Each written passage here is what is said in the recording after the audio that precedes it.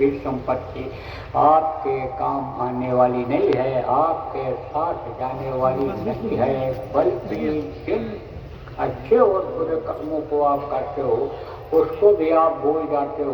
क्यों? क्योंकि ये भूल काल माया का देश है और वो कर्म ही आपके साथ जाएंगे। अब ये दोनों कर्म जो है शरीर के करने वाले, जब दोनों खत्म होते हैं, आप उन्हें जब दोनों नाश है, तब पावे ममपुर वास। ममपुर किसको कहते हैं? अपना घर, अपना वतन। आप कहोगे हमारा घर तो ये मिट्टी पत्थर का घर है, तो ये घर आपका कैसे हो सकता है?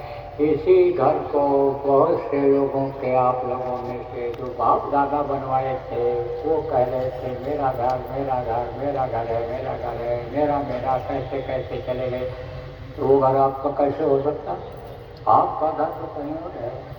जहाँ आपको तो आप भूल ही गए अपने घर को, अपने पिता को, परमेश्वर को, जिसको पति कहा गया।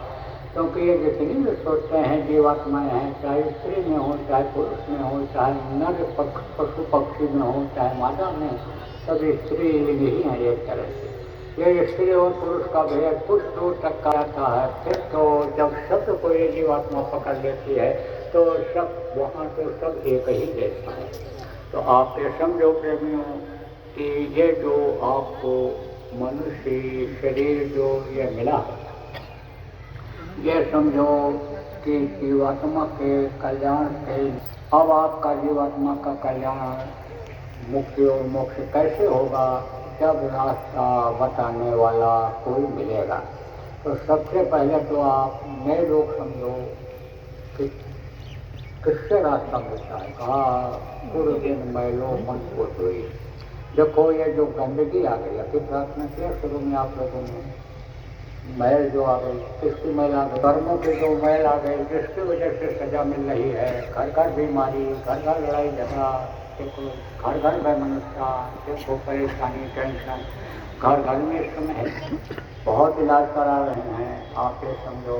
लेकिन तो भी तकलीफ नहीं जा रही है, ये कर्मों की तकलीफ है, कर्मों की गंदगी है, इसको धोना पड़ता है। इसको जब धोया जाता है, साफ किया जाता है, तभी इसमें निखार आता है। तो साईं संकट होई, यानी उस मालिक के पास, प्रभु के पास जिसको साईं कहा गया, उसके पास कैसे पहुंच सकती है? कोई गंदा लड़का हो, आप समझो गंदगी में से आया हो, रो रहा हो, लेकिन उठाते नहीं हो तुरंत, ये हमको लग जाएगी गंदगी। हालांकि गंदगी आप धो सकते हो, जानकार हो, प्यार बहुत है आपको, लेकिन पहले उसकी गंदगी हो। या तो पहले धो दो, अपने लड़के से कहते हो इसको धो दो, ऊपर होता है कहते हो इसको साफ करके लाओ, कपड़ा बदल के सब लाओ मेरे पास।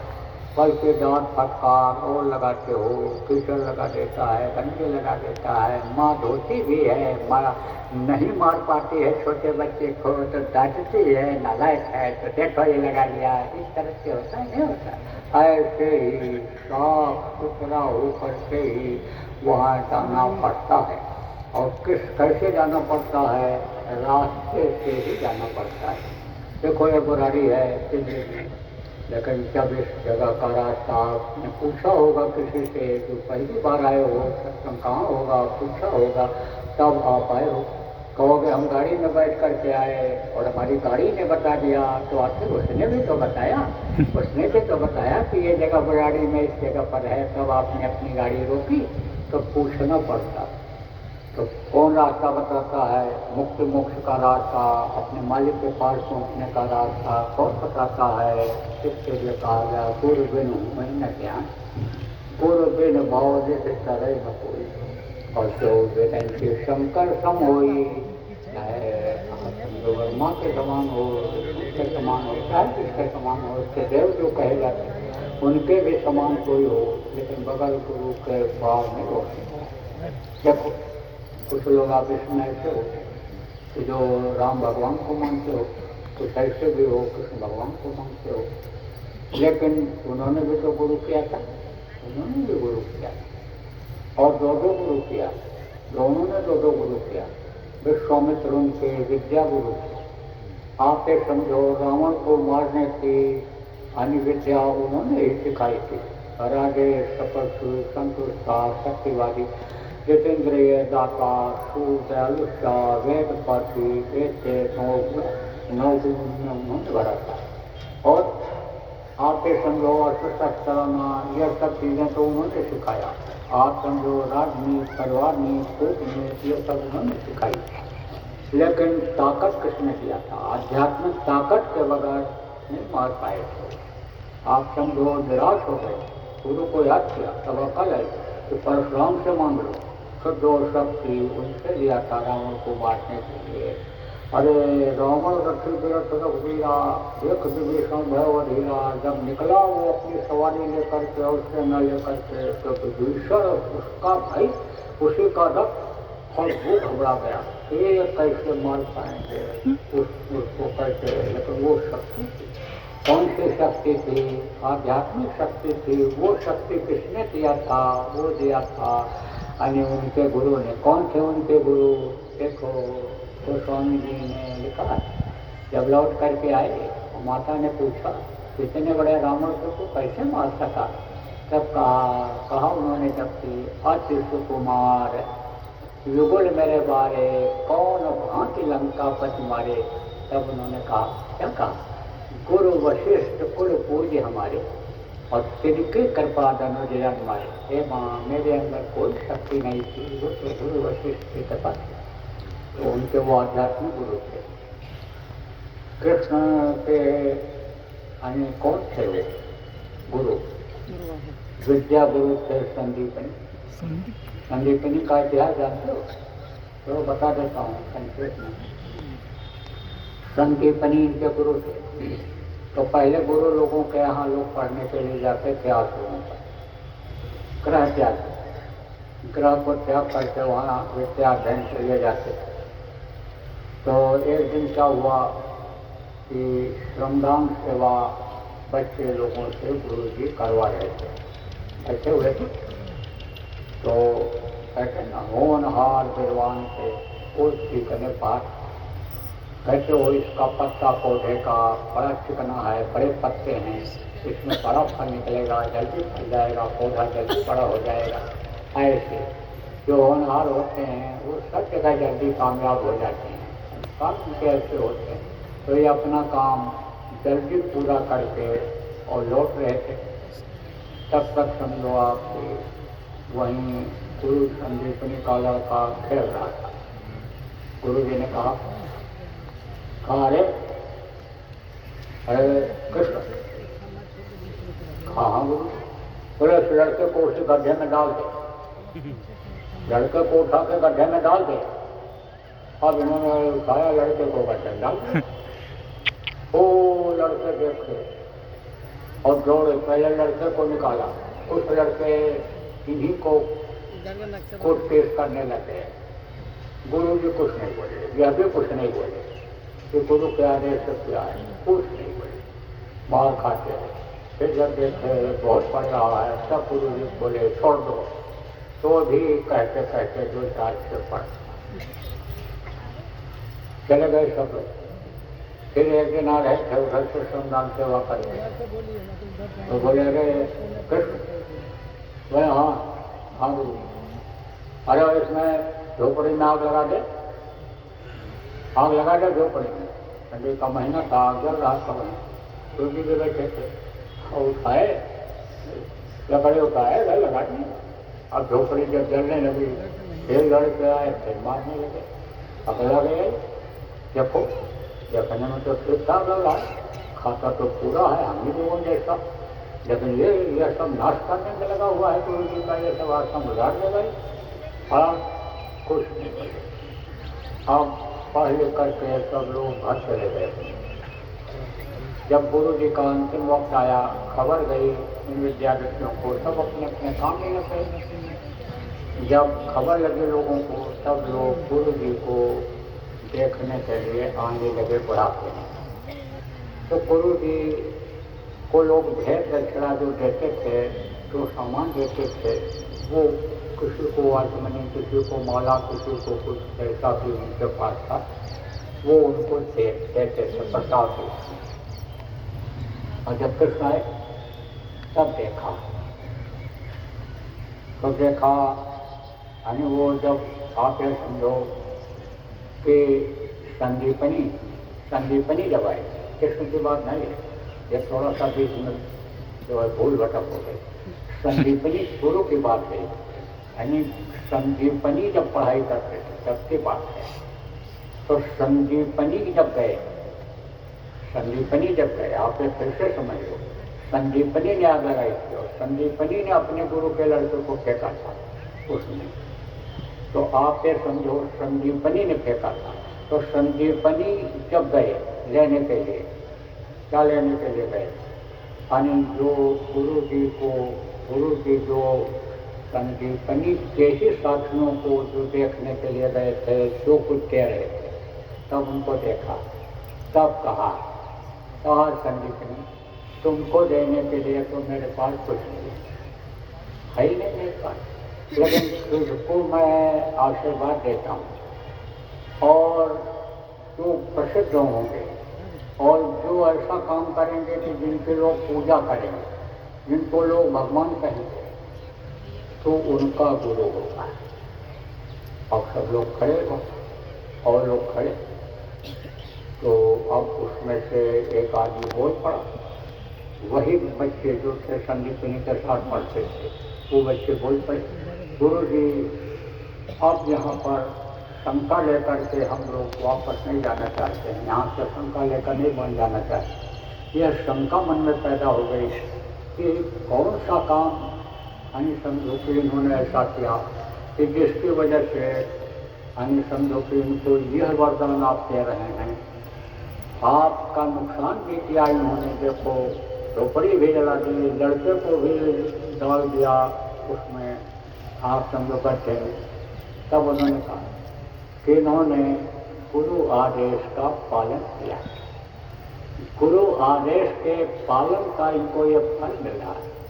जो गुरु कहें करो तुम सोई, मन के कहे करो मत कोई, गुरु जो कहे उसको करना ही गुरु भक्ति होती है, गुरु के आदेश का पालन ही गुरु भक्ति होती है। तो इनको ये गुरु भक्ति का फल दे रहा हूँ। कृष्ण यानी समझो संदीपनी की बात है, संदीपनी को गुरु यानी समझो भक्ति का यह फल मिल रहा है, गुरु के आदेश का पालन का। इनका जो शिष्य होगा, ये जिसको विद्या देंगे पढ़ाएंगे, वो भगवान जैसा पूजा जाएगा, वो उस वक्त का महापुरुष होगा, उस वक्त का वो अवतारी शक्ति होगा। कृष्ण ने भी गुरु किया, उनको संदीपनी जी को गुरु बनाया था, विद्या का अध्ययन किया था, उनसे किया था ज्ञान, और सुपथ उनके आध्यात्मिक गुरु थे।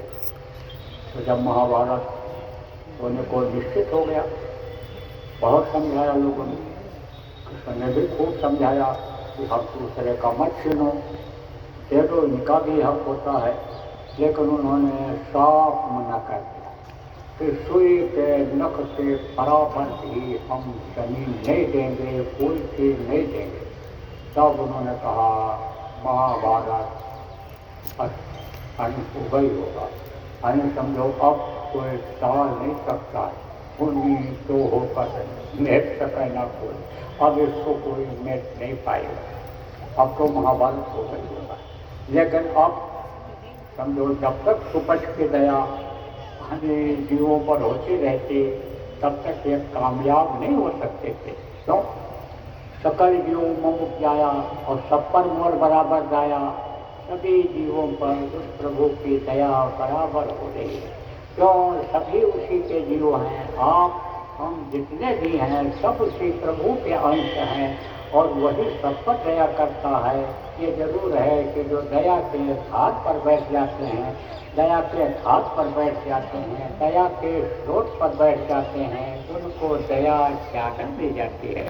सूरज निकलता है तो धूप में चलते हैं, धूप मिलती है, सूरज की गर्मी मिलती है, छाया में जो बैठे रहते हैं, सूरज का प्रकाश किसी न किसी तरह से वहाँ भी पड़ता है, लेकिन यह है कि उनको वो दया नहीं मिलती है, वो ठिठुरते रहते हैं। घर में बैठे हुए बाहर जो धूप में ठंडी में बैठता है उसको सूरज पूरी गर्मी देता है, ऐसा जरूर होता है, लेकिन दया सबको करता है। सबके लिए ही सारी चीज़ें उसने बनाई हैं। ये हिंदू, मुसलमान, सिख, ईसाई, ये जितने भी यानी समझो जाति है, ब्राह्मण, क्षत्रिय, वैश्य, शूद्र, ये जो जाति है ये सब किसने बनाया, भाषा किसने बनाया, देश विदेश ये किसने बनाया, प्रांत और जिला किसने बनाया, इसको इंसान ने बनाया। और इंसान को किसने बनाया? भगवान ने बनाया। उसने बनाया हड्डी सबकी एक जैसी, खून सबका एक जैसा, मांस सबका एक जैसा, सबके पेशाब आँख कान का रास्ता सबके है एक ही जैसा है। आपसे समझो तो उसकी दया सब पर होती रहती है। भगत दया को तो कोई निर्णय नहीं रख सकता। वही धार जब कर जाती है, वही तार जब कर जाता है तो ये शरीर धाम से गिर जाता है। इसको मिट्टी कह करके लोग ले जा करके जला करके राख कर देते हैं। तो दया बराबर हो रही थी। अब दया एक तरफ है और एक तरफ काल का जोर, ये दोनों नहीं चलता है। काल का दयाल का दोनों जोर नहीं चलता है। दया की धार जब जारी हो जाती है तो काल कर्म की चले रवाजी, कपड़ा लगा लिए, कपड़ा नहीं है, इसीलिए तो रुमाल है तो रुमाल डालिए। मन से सांचा रहे सदगुरु पकड़े बाँ, काल कभी रोके नहीं, देव राह बताए। जो सदगुरु का हाथ पकड़ लेता है, सदगुरु की दया ले लेता है, सदगुरु जो उस गुरु प्रभु से जुड़े हुए होते हैं उनकी दया ले लेता है, काल उनका कुछ नहीं कर सकता। तो उस समय पर हर तरह से लोग थे, हर तरह से थे और सब दया हो रही थी। तो सुपति जी से कृष्ण ने कहा अब आप दया करोगे जब? तो बोले भाई हम क्या दया करें, हमारा तो काम दया करना का है, हमारा काम तो दया करने का है, हमको तो दया ही करना है, हमको तो तुम्हारा काम करना नहीं है, तुम अपना काम करो हम अपना काम करें। बोले आप अगर हमारा काम न करो तो आप अपनी दया को थोड़े समय के लिए समेट लो, थोड़े समय के लिए समेट लो तो भी हमारा काम हो जाएगा। आपको बताओ माँ के पेट में जब थे तो सारा ज्ञान था, प्रभु का ज्ञान, गुरु का ज्ञान सब था, मालूम था, लेकिन बाहर आने के बाद ये भूल गया। क्यों? क्योंकि अब माया काल का देश है। माया किसको कहते हैं? रुपया पैसा को, औरतों को, इन्हीं का सारा बोलबाला है इस समय पर। इन्हीं के पीछे आदमी परेशान है, पाप का डालता है इन्हीं के पीछे, आप समझो सब का डालता है।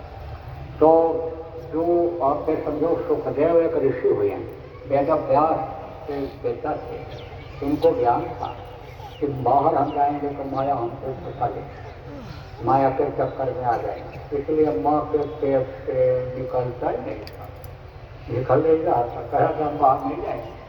अब आपके समझो माँ के पेट में जब ज़्यादा समय हो जाता है, चलना फिरना उठना बैठना मुश्किल हो जाता है, बच्चे का ज़्यादा समय हो गया तो वो भारी और मोटा होता चला जाता है। और अगर बाहर नहीं निकला तो माँ मर गए, फट गए। तब विधि के विधान को सब लोगों प्रार्थना करके और एक पल के लिए विधान को खत्म करना पड़ा और फिर वो बाहर निकला। भूल और भ्रम उसके दिमाग से जब निकला वो खत्म हुआ, भूला जब इधर वो भूल पैदा हुआ, अंदर में भूल पैदा हुआ, तब वो बाहर निकला। ऐसे ही उन्होंने कहा, कृष्ण भगवान ने किससे कहा सुपथ से कहा महाराज अब आप अपनी दया को थोड़े समय के लिए ही समेट लो, केवल 18 दिन के लिए ही समेट लो, ज़्यादा समय के लिए न समेटो। चलो आप समझो कि जिसकी जैसी करनी वैसे ही उस पर दया कर दो तो भी ये दुष्ट खत्म हो जाएंगे। कब इनके खराब हैं वो तो खत्म हो जाएंगे। तो हर लड़ाई में देखो, हर लड़ाई में कुछ न कुछ बच जाते हैं। जब लड़ाई खत्म हो जाती है तो फौज के कुछ सिपाही बच जाते हैं, तो वो बचे भी। कौन बचे? जो अच्छे थे, जिनके कर्म अच्छे थे। बाकी जो दुष्ट थे, दोस्तों के अंदर समझो कि दुष्टता की प्रवृत्ति आ जाती है, उनमें जोश खरोश पैदा हो जाता है। कोई एक धीरे धीरे लड़ेगा, एकदम कोई कूद पड़ेगा जोश में, अहंकार में, आपसे समझो तो खत्म हो जाएगा। आपके समझो। तो इस तरह से प्रेमियों, यानी मैं बता रहा था आपको कि गुरु सब लोगों ने मिले, और गुरु जब मिलेंगे, गुरु का मतलब क्या होता है? रू है नाम प्रकाश का, रू कहिए अंधकार, हिंदी में रू और रू जो अक्षर होता है। तो रू का नाम क्या है? रू, रू है नाम प्रकाश का, प्रकाश माने रोशनी। रू है नाम प्रकाश का, रू कहिए अंधकार, अंधकार आंख बंद किया तो अंधेरा हो। देखो उजाला है, लेकिन आंख बंद कर लो तो उजाले में भी अंधेरा है। ऐसे ही समझो कि अंधेरा मनुष्य के जीवन में ही एक तरह से है। अभी आंख खराब हो गई तो दिखाई नहीं पड़ता, तो अंधेरा अंधेरा है। ऐसे ही समझो कि यानी रू है नाम प्रकाश का, रू कहिए अंधकार, अंधकार से जो प्रकाश की ओर है। तो अंधकार से प्रकाश की ओर कौन ले जाता है? जो जानकार होता है। देखो उजाला मारा लग जाता है आँख में, ऑपरेशन करके जानकार ही तो हटाता है पर्दे को, तो दिखाई पड़ता है। मोतियाबिंद हो गया तो उसको कौन हटाएगा पर्दे को? डॉक्टर वही हटाएगा, जो जानकार होगा वही हटाएगा। आपके समझो श्रेणियों। तो इस तरह से जानकार गुरु जब मिलते हैं, इस लाइन के मिलते हैं, आध्यात्मिक गुरु जब मिलते हैं, ये भौतिक ज्ञान कराने वाले गुरु अलग होते हैं, आध्यात्मिक वाले अलग होते हैं। वो जब मिलते हैं तो जहाँ का जीव कहाँ पहुँचाया, तब ये जीवात्मा अपने वतन, अपने घर, अपने मालिक के पास पहुँच जाती है। तो सच पूछो तो इसी काम के लिए यह मनुष्य शरीर आपको मिला है, लेकिन अब इसको स्वस्थ रखने के लिए आपको खाने का भी इंतजाम करना है। गर्मी ठंडी बरसात से बचाने के लिए कपड़े, मकान की भी ज़रूरत है। तो ये भी सब काम करो। बाल बच्चे हैं, औरत है, का भी पालन पोषण देख रेख करना जरूरी है। नहीं है तो माता पिता के कर्जा से कोई उद्धार नहीं हो सकता है। माता पिता की सेवा करनी है। गाय बैल पाल लिया, भैंस पाल लिया, आपके आश्रित हो गए, कुत्ता बिल्ली तोता पाल लेते हो तो उनको भी खिला लो। हर तरह से जब यानी आपका काम पूरा हो जाए दिन भर का, तो शाम को भी थोड़ी देर कर, सुबह उठते उठते नहीं समझो ये कर, 1 घंटा समय सुबह शाम ही निकाल लो। किसके लिए? अपनी शरीर को चलाने वाली शक्ति जीवात्मा के लिए, कि जिससे जो है नरकों में न जाने पावे। चौरासी जैसे बताया आपको, कीड़ा मकोड़ा, सांप गुर्जर भी छूने न बंद होना पड़े, पेड़ बन करके खड़ा न रहना पड़ जाए, चूहा बन करके, बिल्ली बन करके जान न बचाना पड़े हिंसक जानवरों से।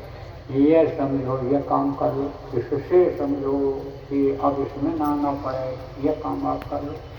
तो काम तो आप लोगों को ये जो बताया गया करने का, आप में से बहुत से लोगों को रास्ता मिल गया। किसके द्वारा मिला?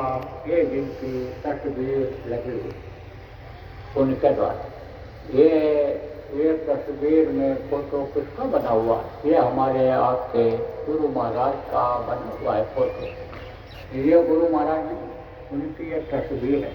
लेकिन इसी तरह से गुरु महाराज से देखो महापुरुष आते हैं, काम करके चले जाते हैं, तो उनके यादगार में लोग मूर्तियाँ बनाते हैं। जब कैमरा चला, फोटो खींच करके लगाने लग गए, और संत मत में गुरु का ध्यान करके आ रहे, बिना इससे नहीं छूटना।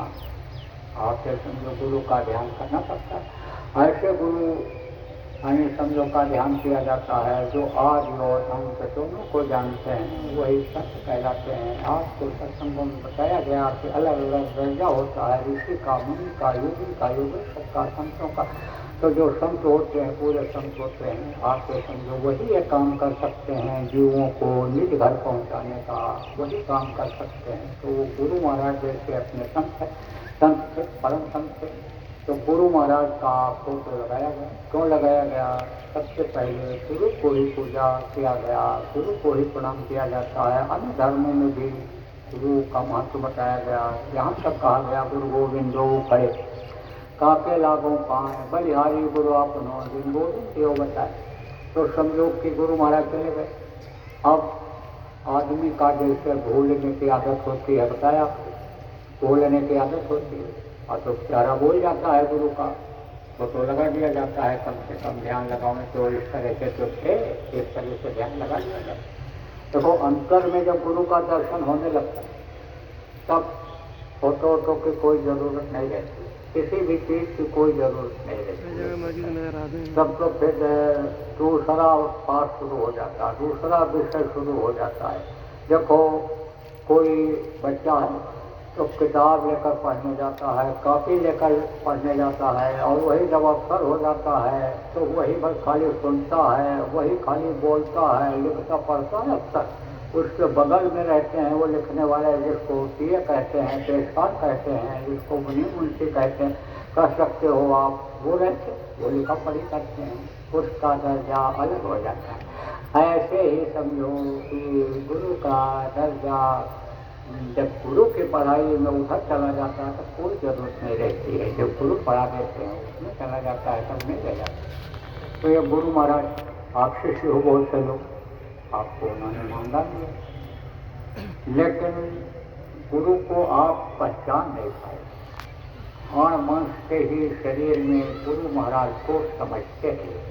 गुरु महाराज जो बोलते रहे आदमी की तरह से, हाथ पैर जो उनका शरीर से चलाने में काम करता रहा, जो वो एक कर्मनिष्ठ थे, कर्मशील थे, खेती बाड़ी, साग सब्जी, जानवर और दुनिया की जितनी उनको जानकारी थी, जो लोगों को बताते थे, आपसे समझो जो कराते थे, आप समझो कि उसी की जानकारी हो पाई।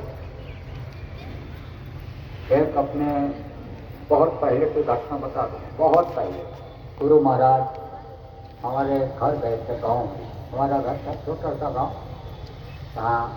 जहाँ मतलब बजे था, तो वहाँ आंगन में अंगूर का पेड़ लगा हुआ था। गुरु महाराज जब अंदर गए तो हमारे अड़ोस पड़ोस के भी लोग जो थे वो भी चले गए पीछे। गुरु महाराज ऐसे देखे और हमारे भाई साहब से कहे कि इसके जड़ के किनारे किनारे थोड़ा सा गुड़ाई कर दीजिए और इसमें थोड़ा गोबर के खाद डालेंगे और फिर पानी डालेंगे, तो इसमें फल और अच्छे निकलेंगे, बड़ा अच्छा निकलेंगे। अब अपनी अपनी बात वो पकड़, तो वो हमारे पड़ोसी चाचा लगते थे, खेती करते थे, पढ़े लिखे, कुछ कोई रुपया पैसा देने को कहे तो ऐसे दिखाते थे, ऐसे लगा कैसे लाते थे, क्या ही अंगूठे में लगाते, अंगूठा लगा खेती बाड़ी करते। तो फिर जब चले गए गुरु महाराज तब बोले भाई बाबा बहुत जानकार है, देखो अपनी बात पकड़ो, बाबा बड़े जानकार है, देखो खेती की बात जानते हैं, अंगूर की खेती बाबा करते हैं क्या, देखो अंगूर के बारे में बता करके गए। तो समझो कि उन्हीं चीज़ों को आदमी पकड़ता है, उनके अंदर क्या है, कौन सी दौलत है, वो क्या थे, इस चीज को नहीं लोग जल्दी समझ पाते हैं। अब कैसे समझ पाएंगे, हड्डी और मांस के शरीर में कोई महापुरुषों को समझ पाया। अरे जब अंतर में रूप को देखा रानी इंदुमती ने, कबीर साहब से देखा सचखंड में बैठे हुए, तब बोली कि आपने हमको मृतलोक में क्यों नहीं बताया कि हम ही सब कुछ हैं, हम ही सब चला रहे हैं। अगर आप मृतलोक में हमको बता दिए होते, अरे दुनिया का सारा पावर, सारी शक्ति दिए हुए हम यहाँ मृतलोक में डोल रहे हैं, घूम रहे हैं, मनुष्य शरीर में यहाँ पर हम हैं, तो हमको इतनी मेहनत क्यों करनी पड़ती, हमको साधना इतनी क्यों करनी पड़ती हमको, हम तो बस आपके दया की ही भिखारी बन करके दया ले करके यहाँ पहुँच जाती। तब उन्होंने कहा तुझको विश्वास न होता, तेरा मन जगमगाता रहता, जैसे इस समय देखो बहुत से लोगों का मन विचलित हो जाता है, गुरु के वचनों पर ही शंका हो जाती है, दूसरे की बातों पर विश्वास हो जाता है, गुरु से मांगने के बजाय जिसके पास पता चलता है धन है, दौलत है, पद है, प्रतिष्ठा है, उससे मांगने लगते हैं। दाता केवल सदगुरु देख न माने हाथ, धरणी जहलो देखिए तहलो समय दिखाए। जो खुद उससे मांगने लग जाते हैं, भूल और भ्रम में पड़ करके, भूल और भ्रम में कहा कि तू पड़ जाती, कहा कबीर साहब तू भूल और भ्रम में पड़ जाती, तुझको विश्वास न होता। इसलिए तुझको मैंने रास्ता बताया, रास्ते पर चलाया, ला करके ये जलवा दिखाया, तब तुझको विश्वास हुआ। तेरी मदद किया, बोल किया कि नहीं किया, तब चरणों पर गिर पड़ी। बोले मदद किया कि उपकार किया, और ऐसा उपकार किया कि उसका बदला ही नहीं चुकाया जा सकता है। संतों की महिमा अनंत, अनंत किया उपकार, लोचन अनंत उघारिया, अनंत दिखावन हाथ, कितनों का लोचन अंदर का, तीसरी आंख को आपने खोल दिया। आपने कितना बड़ा उपकार किया, जो कोई नहीं कर सकता है वो काम आपने किया, तो आपके उपकार का तो बदला चुकाया ही नहीं जा सकता है। लेकिन गुरु जी, मैंने तो केवल आपकी एक बात से अनिसंजोग पकड़ी। नाथ न धर्म न काम रिश्ता, न कुछ नहीं मांगा आपसे, न धन मांगा, न काम मांगा, न दुनिया मांगा, कुछ नहीं मांगा। मैंने तो सब पर धूल डाल दी। मैंने तो किसी की कोई निंदा बुराई अपमान सम्मान की अन्य कोई चीज हमने किसी का ध्यान नहीं दिया, न मांगा किसी से, केवल आपको मांगा। आपकी भक्ति मैंने मांगी, इसलिए मैं आपके वचनों को पकड़ करके हमेशा रही रखी कि गुरु माथे पर लाके। और चलिए आज्ञा मान कह कबीर दास का 3 लोक बना। जो गुरु को मस्तक पर सवार रख करके चलता है, उसको 3 लोक में कहीं भी भय डर नहीं रहता। अब 3 लोक कौन है? यमक लोक है, जहाँ का नियम है, जो पेड़ फलता है झड़ता है, जो आग जलती है बुझती है, जो पैदा होता है मरता है, ये मतलब इसके ऊपर स्वर्ग है, वैकुंठ है, वहीं तक ज़्यादातर दिक्कत होती है। उसके आगे आसान हो जाता है। जब में मन अपने भंडार में मिल जाता है तो मन खुरापात करता नहीं है। चारों शरीर उतर जाते हैं, ये स्थूल शरीर, अंतकालीन शरीर, सूक्ष्म शरीर, कारण शरीर, सब कोई डर नहीं रहता। तो डर कहाँ तक रहता है? 3 लोक में रहता है। यहीं बाधाएं आती हैं, यहीं वज्र की वाणी मिलती है जो जल्दी नहीं खुलती है। तो कहा फिर हमको कहीं डर नहीं रहेगा। और जहाँ मैंने आपको याद किया, आप खड़े हुए मिले, और जब आप खड़े हो गए दरवाजे अपने आप खुलते चले गए, और मैं तो आपके पीछे पीछे यहाँ पहुँच गई। लेकिन मैंने केवल एक बात याद रखा, आपको सिर पर रखा, गुरु माथे पर रख दिया। मैं तो आपको हमेशा याद करती रही, एक पल नहीं भूला। मैं दुनिया को भूल गई, अपने को जिसको अपना मानती थी सब भूल गई, आपको याद रखा। अब आप एक समझो प्रेमी, पहले का बड़ा कठिन था। अष्टांग योग, हठ योग लोग करते थे, कुंडलिनियों को जगाते थे, प्राणायाम करते थे, जो साधना करते थे, योग पूजा करते थे, तपस्या करते थे, अष्टांग योग हठ योग करते थे, अग्नि प्रकट हो जाती थी, कलेजे को काटने लगती थी। योग विद्या में योग क्रिया में